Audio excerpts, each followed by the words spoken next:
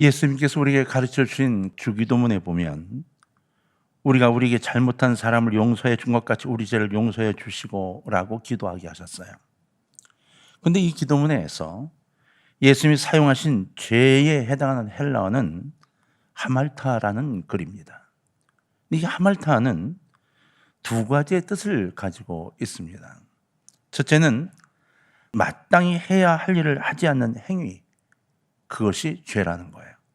마땅히 해야 하는데 하지 않는 것, 이게 죄입니다. 두 번째는 거꾸로입니다. 마땅히 하지 말아야 할 일을 행하는 것, 이것도 죄입니다. 이것이 예수님이 우리 가르쳐 주신 주기도문에 들어있는 죄에 대한 뜻이에요. 그러므로 주기도문이 우리 죄를 용서해 주시고라는 기도문은 우리가 마땅히 해야 할 일을 하지 않은 것이나 하면 안 되는 일을 행하는 것을 용서하여 주시고 라고 바꿀 수 있는 겁니다. 그렇다면 성경에서 이야기하는 죄, 그 죄는 무엇일까요? 하나님을 마땅히 경외하며 하나님의 말씀을 가슴에 담고 순종하며 행하며 살아야 하지만 순종하지 않아 말씀대로 살지 않는 것이나 또 우상을 섬기지 않아야 하는 것과 같은 일을 행하는 것, 이것이 되는 것이고, 하나님과 등지인 것, 하나님을 떠난 것, 하나님과 멀어진 삶이 곧 죄가 된다는 의미가 되는 겁니다. 다시 말하면 내 멋대로 믿는 믿음의 생활이 죄가 된다는 거예요. 하나님 원하시는 삶, 말씀대로의 삶이 아니라 어디서 들은 풍월, 누구한테 들은 기억, 내 경험으로 신앙생활을 하는 겁니다. 그것으로 하나님을 판단하고 그것으로 하나님과의 관계를 이야기합니다. 그렇다면 이러한 죄에서 기도라는 의미를 포함하며 우리의 기도 의미를 살펴볼 때 그 기도는 무엇을 의미하는 것일까 하는 거예요. 무슨 의미이기에 사무엘을 통해서 그리고 바울을 통해서 쉬지 말고 기도하라고 말씀하셨을까? 기도는 바로 우리가 우리의 아버지 하나님을 부르며 찾는 것이고 하나님과 가까워지는 삶의 선택인 것입니다. 죄는 하나님을 떠나는 것이고 하나님의 말씀을 거역하는 것인데, 기도는 하나님께로 다가서는 것이고 하나님을 찾는 것이고 하나님과 가까워지는 삶이라는 거예요. 그렇습니다. 우리는 우리가 살아가는 삶 전체를 통해서 언제나 하나님을 구하며 하나님의 능력과 사랑의 은혜를 구하고 그리고 얻고 살아가야만 합니다. 하나님이 사용하시는 사람들은 문제와 위기를 만나게 될 때마다 한결같이 하나님을 만나기에 무릎을 꿇었고 끊임없이 기도했습니다. 이스라엘 백성들도 위기적인 상황을 만났을 때 하나님 앞으로 빨리 돌아오고 회개하고 그래서 살아나고 하나님이 주시는 놀라운 축복을 받아가며 이스라엘을 지금까지 끌어왔던 것 아닙니까? 이스라엘은 어마어마한 실수를 많이 했습니다. 그럼에도 불구하고 그들은 돌아섬에 있어서 그 누구도 따라올 수 없는 이 돌아섬이 강하게 작용했다는 겁니다. 여호수아가 위기적인 전쟁 상황에서 기도했을 때 태양이 머무르는 역사가 일어났죠. 히스기야 왕이 병들어 죽게 되었을 때 벽에 머리를 기울이고 간절히 기도해서 수명을 15년이나 연장했습니다. 또 이스라엘이 위기 상황에 처했을 때 사무엘은 이스라엘의 모든 백성을 미스바에 모이게 하고 먼저 하나님께 기도하자고 요청합니다. 본문 사무엘상 12장 23절에 나는 너희를 위하여 기도하기를 쉬는 죄를 여호와 앞에 결단코 범하지 아니하고 선하고 의로운 길을 너희에게 가르칠 것인즉 이라고 기록되어 있습니다. 사무엘은 이스라엘 백성을 위한 기도를 쉬는 죄를 범치 않겠다고 고백한 거예요. 사무엘이 백성들을 위해 끊임없이 기도하겠다고 선포한 겁니다. 백성의 예언자로 또 사사로서의 고귀한 사명감을 나타내고 있는 겁니다. 그는 지금까지도 백성을 위해 기도했습니다. 앞으로도 계속 기도하겠다고 약속하는 것인데 이 약속이 왜 중요한 것인가? 나를 위한 기도가 아니라 전적으로 너희를 위한 기도를 쉬지 않고 하겠다고 이야기하고 있기 때문이에요. 사무엘이 기도하기를 쉬는 죄를 범하지 않겠다고 하나님께 결단한 이유가 대체 어디에 있을까요? 왜 이렇게 기도하겠다 약속을 했을까요? 첫 번째는 주님과 동행하는 삶을 살기 위해 기도를 쉬지 않았다는 겁니다. 나 스스로도 주님과 동행하는 삶, 그리고 너희도 동행하는 삶을 살기를 내가 기도할 거라는 거예요. 여러분, 사무엘은 어려서부터 성전에서 살았지요. 우리가 그 내용은 다 알지요. 그러면서 늘 기도했던 사람입니다. 우린 그래서 사무엘이 기도할 때 하나님의 음성을 들었던 대목도 배워서 알고 있습니다. 그렇기 때문에 어린 사무엘이었지만 하나님의 음성에 늘 민감하였고 늘 주님과 동행하는 삶을 살았습니다. 사무엘은 어린이 되면서 더욱 하나님을 만나고 하나님의 음성을 듣는 일에 최선을 다하였던 걸로 보입니다. 이스라엘의 마지막 사사이면서 첫 번째 선지자가 된 사무엘, 그는 온 이스라엘 백성들이 하나님을 떠나 이방 신들을 섬길 때에 이스라엘 백성들을 바른 길로 인도하기 위해서 미스바로 모이도록 했습니다. 왜? 그냥 놔두면 하나님이 진노하셔서 이스라엘은 사라질 것이기 때문입니다. 그 백성들의 죄악을 대신하여 하나님께 기도를 드리고 제사를 드린 겁니다. 그렇게 온 이스라엘 백성들을 블레셋 사람들의 손에서 구원받게 하였던 거죠. 이 시대도 마찬가지입니다. 이 땅의 백성들의 무지에서 행한 이 수많은 죄악들, 이 죄악을 우리 성도들이 깨달음의 눈물로 기도하여야 하고 이 백성을 용서하시기를 구하여야 한다는 겁니다. 누가요? 우리가요. 기도할 줄도 모르고 기도해야 할 것도 모르는 무리가 잔뜩 있습니다. 우리에게 주어진 하나님의 사명은 그들을 향해 기도하고 눈물로 통해 자복을 해줘야 한다는 거예요. 사무엘이 그랬던 것처럼 우리도 그러한 사명을 갖게 하나님이 명령하신 겁니다. 이것이 우리가 나라와 민족을 위해 기도해야 하는 이유인 것입니다. 이스라엘 백성들이 하나님께서 세우신 사사보다, 그리고 하나님을 만왕의 왕으로 섬기기보다 이스라엘 주변에 있는 이방 나라들처럼 자신들을 다스릴 왕을 세우게 해달라고 사무엘에게 요구했어요. 이게 참 가슴 아픈 이야기죠. 이 땅을 창조하신 하나님을 왕으로 섬기는 이스라엘이었는데 왕이 눈에 보이지 않는다고, 전쟁할 때 그 전쟁을 이끌어가는 왕이 우리에겐 없다고, 그 멋진 왕, 그 멋진 옷을 입고 긴 창을 들고 나오는 왕, 그 왕도 우리를 위해 세워달라고 요청한 겁니다. 우리는 지금도 똑같은 삶을 삽니다. 하나님 뜻이 어디 있는지를 찾기보다 우리가 눈에 보기에 족한 것을 찾습니다. 하나님 우리에게 무엇을 요청하시는가 보다 내 눈에 무엇이 족한가를 찾습니다. 그리고는 또 실패하고 또 무너집니다. 사무엘은 하나님을 경외하지 못하고 순종하지 않는 이스라엘 백성들을 향하여 진노가 화내는 대신에 선지자로서 끝까지 그들을 위해 기도할 것을 약속하고 선포하고 있는 겁니다. 사무엘이 몇 번 만류합니다. 너희의 왕 하나님이 계시다고. 그러나 백성들은 끝까지 임금을 선택해달라고 요청하지요. 하나님께 기도하고 기도했던 사무엘이 이제 백성들에게 너희들이 그렇게 원하고 하나님이 허락하셨으니 내가 너희를 위하여 기도할 거라고 선포하고 있으면서 하나님이 이 백성을 지켜달라는 간절한 기도를 드리고 있는 겁니다. 사무엘이 그들을 위해 기도할 때 주님의 백성들이 주님과 동행하는 삶을 살 수 있게 된 겁니다. 신약으로 건너오면 바울도 데살로니가전서 5장 17절에서 쉬지 말고 기도하라고 했습니다. 바울은 데살로니가 교회 성도들에게 날마다 주님과 동행하는 삶을 살아야 한다고 요청한 겁니다. 너희들이 살아가는 인생을 그냥 헛되이 보내지 말고 매일 주님과 동행하며 살아. 하루의 삶이 주님과 동행하는 것이 되어야 돼 라고 부탁한 거예요. 사건과 아픔이 많아질수록 더 열심히 기도하라고 요청한 겁니다. 아침에 일어나면 주님, 지난밤을 무사히 지내고 쉼을 얻게 하시니 감사합니다. 기도가 하루를 시작하도록 부탁한 거예요. 오늘 하루가 하나님께서 원하시는 삶을 살게 해 주옵소서 기도하고 잠자리에서 일어나라고 요청한 거예요.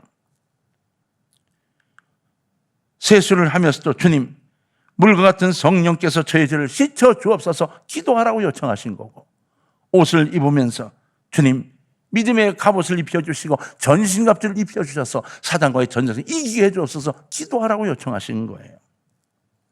식사를 준비할 때도 주님, 이 음식을 나누는 모든 이에게 육과 영이 건강하게 해달라고 기도하라고 요청하신 거예요. 청소할 때도 주여, 저의 마음속에 악한 생각과 망령된 생각을 다 쓸어버리사 항상 정결한 사람이 되게 하여 주옵소서 기도하라고 우리에게 요청한 거예요. 바울은 이렇듯 우리의 삶의 모든 순간을 주님과 동행하며 기도하라고 요청한 거예요. 맞습니다, 여러분. 한번 그렇게 기도해 보시기를 바랍니다. 남들이 볼 때 미친 사람처럼 보일 수도 있습니다. 주절 뭐라고 얘기를 하니까. 그러나 이것이 여러분 얼마나 큰 축복인지 모릅니다. 이렇게 기도하며 살아가면 사탄이 주는 다른 생각을 할 틈이 없습니다. 다른 걱정을 할 틈이 없습니다. 주님께 모든 것을 고백하고 주님과 대화하고 주의 손을 붙잡고 걸어가니까요. 힘들다고요? 힘들어 죽겠다고 주님께 고백하십시오. 하나님, 이 일을 내가 안 했으면 좋겠다고 고백하십시오.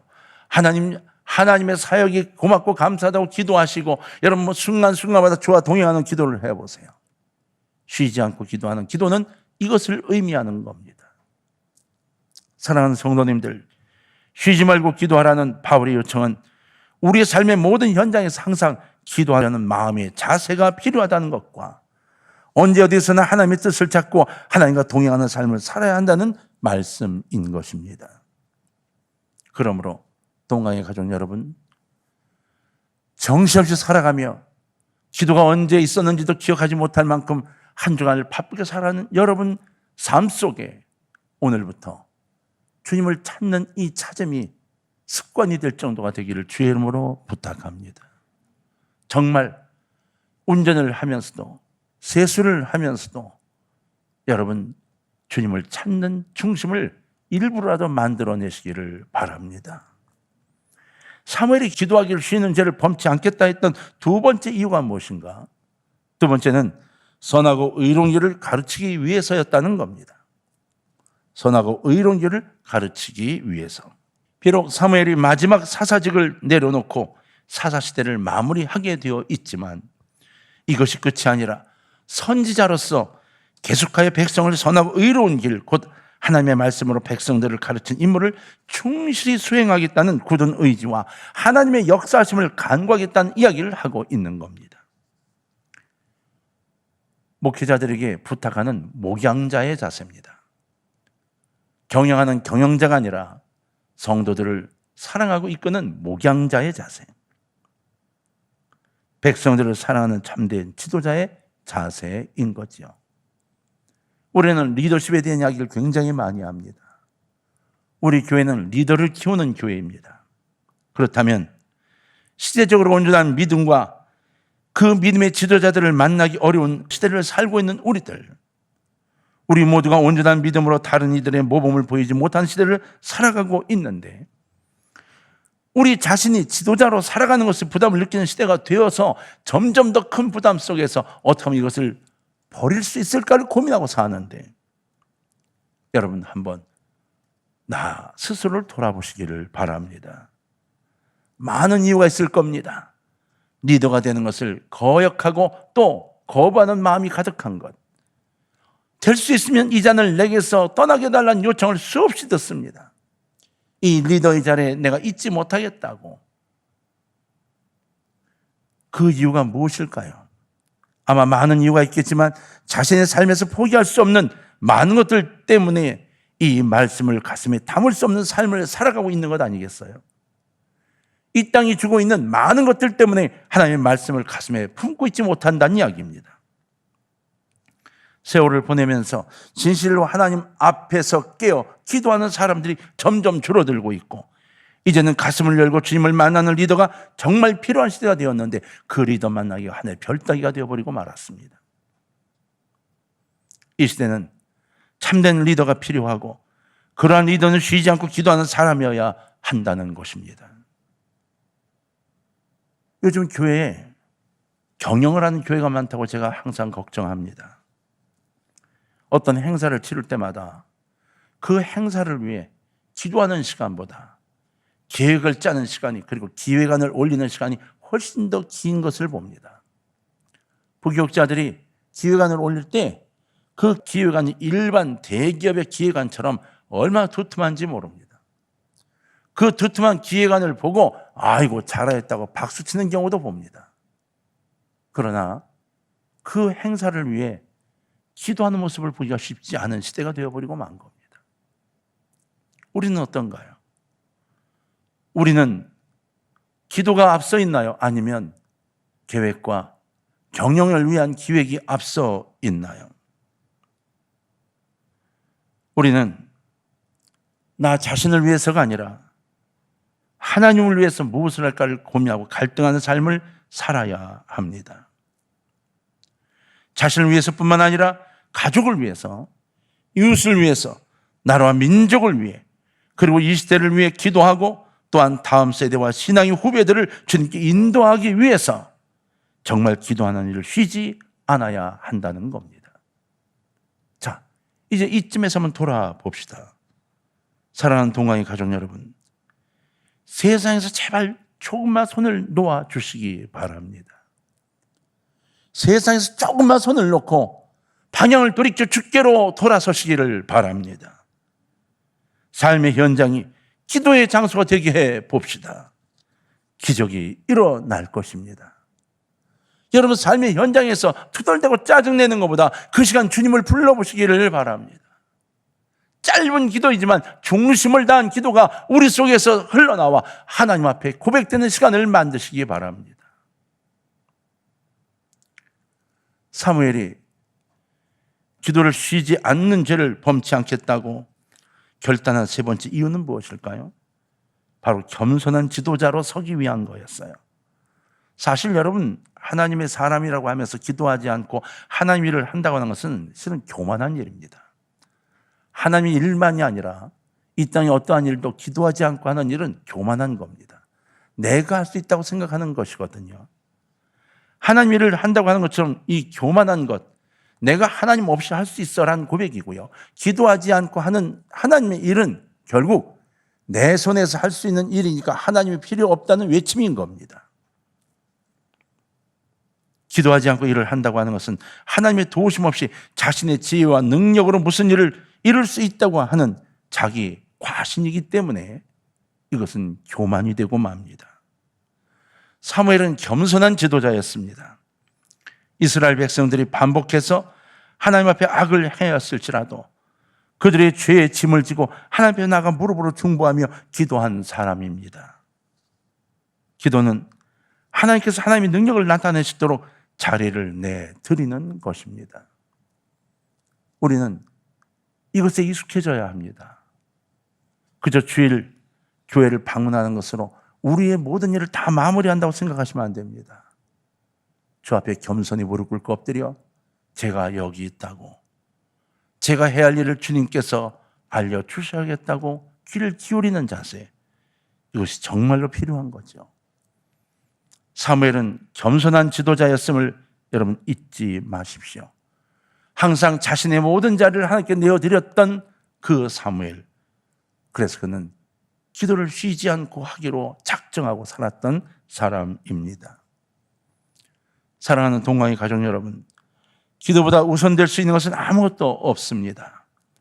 그럼에도 불구하고 우리가 오늘날 기도하는 것보다 자신의 힘으로 무엇을 이루고자 분적이 뛰어다니는 일이 더 많은 시간을 하려고 있지 않는가? 하나님께서 가장 싫어하시는 것은 교만한 사람인데 그 교만한 자리에 내가 앉아있는 것은 아닌가를 돌아봐야 하겠습니다. 우리도 모르는 사이에 내 자신을 내 삶의 주인으로 말하는 인본주의적 사상에 젖어 하나님의 마음을 아프게 하고 있는 것은 아닌지. 여러분 혹시 민혜경이라는 가수 아십니까? 그 민혜경이라는 가수가 2007년도인가요? 노래를 하나 불러서 히트를 친 게 있습니다. 뭔지 아시겠어요? 네. 오늘 설교의 주제와 맞는 내 인생은 나의 것입니다. 그 가운데 이런 가사가 있죠. 내 인생은 나의 것, 내 인생은 나의 것. 그냥 나에게 맡겨주세요. 내 인생은 나의 것, 내 인생은 나의 것. 나는 모든 걸 책임질 수 있어요. 이게 여러분 2007년도인가에 우리나라에 나온 노래인데 2000년을 넘어서면서 전 세계에 불었던 열풍이 있습니다. 바로 나 자신을 찾자는 거였습니다. 우리나라만이 아니라 각 나라의 유행가 속에 내 인생은 나의 거라는 표현이 나타나기 시작했습니다. 그리고 각 나라의 그 노래가 히트하기 시작하고 그러한 노래와 사상 속에서 젊은이들이 내 인생은 내 거라고 외치기 시작을 하고 부모에게서 거역하고 뛰어나오기 시작을 했습니다. 그로부터 20년이 지났습니다. 그 결과 지금 이 세상의 모습입니다. 혼란과 좌절만 가득하고 돈이 모든 것에 해결이 되어버리고 기상은 악화가 되고 인류는 파멸 직전에 모여 있고 그래도 무엇이 잘못인지를 모르고 사는 세상. 정말 이 가사처럼 내 인생이 나의 것인가요? 나는 모든 걸 책임질 수 있나요? 그냥 나에게 맡겨달라고 그러면 모든 것을 해결할 수 있나요? 과연 그럴까요? 이러한 사고방식이 지금 하나님의 마음을 아프게 하고 하나님의 진노가 나타나는 세상을 만들어 오게 된 건 아닐까요? 지금도 마찬가지 젊은 세대가 이런 생각을 갖고 있는 건 아닐까요? 자, 뒤집읍시다. 우리는 어떤가요? 우리는 이런 생각을 갖고 있는 것은 아닌가요? 하나님 너무 내게 닥달하지 마세요. 제가 할 수 있어요. 라고 살아가는 건 아닌가요? 그래서 기도를 놓아버리건 아닌가요? 하나님이 도우셔서 지금 내 사업이 이 정도, 내 직장에 내가 다니는 것도 이렇게 직장을 다닐 수 있는데 이것 나의 능력과 나의 권능인 것으로 착각해서 기도하지 않고 있는 것은 아닌가요?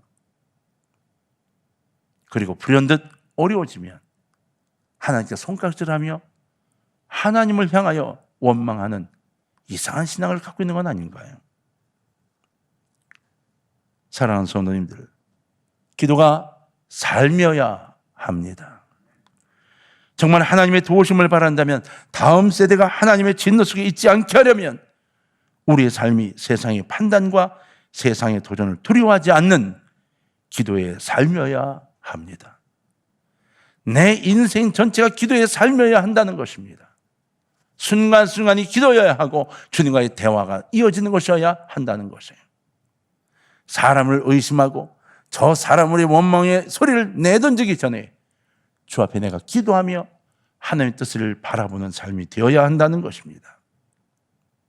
우리는 코로나로 어려운 이 시기에 증거운동의 특별 새벽기도를 진행하려고 준비하고 있습니다. 수많은 갈등이 있고 아직 완전한 결정을 못하고 있지만 그래도 기도는 해야 하기 때문에 다양한 방법으로 이 기도회를 해보려고 준비하고 있습니다. 여러분 제발 부탁입니다. 내 인생은 나의 것. 이렇게 마음속에 외치고 살지 않기를 바랍니다. 바울이 외쳤던 것처럼 사무엘이 외쳤던 것처럼 다 내려놓고 기도하며 주께 두 손을 벌릴 때 얻어지는 놀라운 축복을 체험할 수 있는 우리 모두가 되셔서 하나님께 영광 돌리고 감사와 찬양을 돌리는 우리 모두가 되기를 주의 이름으로 축원합니다. 하나님은 우리에게 기도라는 축복을 주셨어요. 이 축복을 놓치지 않는 우리 모두가 되어야 하겠습니다. 이 땅의 두려움들을 갖고 삽니다. 그 두려움 때문에 마음들이 굉장히 불편합니다. 살아가는 여정이 힘들어서 짜증이 나고 그리고 얼굴에 웃음을 잃어버리고 말았습니다. 기도하려고 해보니까 기도가 잘 되지 않습니다. 그래서 더 힘이 듭니다. 왜인지 아십니까? 예, 우리의 삶의 기도가 사라지기 시작해서입니다. 오늘부터 부탁입니다. 삶 속에 자꾸 주님을 찾는 시작이 있기를 주의 이름으로 축원합니다. 운전을 시작하면서 운전을 마치면서 운전을 하며 다른 차 과속하는 걸 보면서 투덜대고 소리 지를 것이 아니라 주님과 대화하시기를 바랍니다. 직장에 일이 많은가요? 일거리를 시작하면서 주님께 투덜대시기 바랍니다. 기쁜 일이 생겼나요? 주님께 감사하시기 바랍니다. 점심 식사가 다른 날보다 맛있었나요? 어우, 주님, 이 음식이 맛있다고 주님과 대화를 나누시기 바랍니다. 높고 귀한 나의 친구 예수 그리스도, 그분과 대화하는 삶이 시작이 되는 그날, 여러분들은 이 땅의 위대한 리더가 되어지기 시작할 것입니다. 이 땅을 두려워하지 말고 기도하는 여러분이 되어서 기도가 삶이 되시기를 주의 이름으로 축원합니다.